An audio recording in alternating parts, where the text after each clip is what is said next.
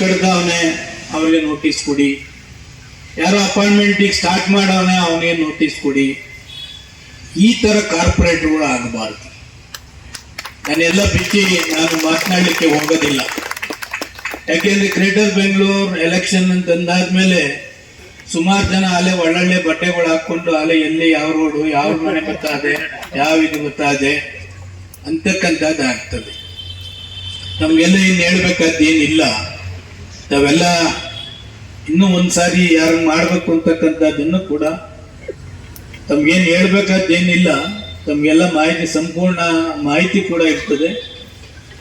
ಯಾವುದೇ ಪಕ್ಷ ಆಗಲಿ ಮತ್ತೊಂದು ಆಗಲಿ ಯಾವುದೂ ಇಲ್ಲದೆ ಒಬ್ಬ ಒಳ್ಳೆಯವನ್ನ ಆಯ್ಕೆ ಮಾಡಿದ್ರೆ ನಿಮಗೆ 100% ಈ ಭಾಗ ಪರ್ಮನೆಂಟ್ ಆಗಿ ನೋಡ್ತಕ್ಕಂಥ ಒಬ್ಬ ಒಳ್ಳೆಯ ಕಾರ್ಪೊರೇಟರ್ ನಿಮಗೆ ಸಿಗ್ತಾನೆ.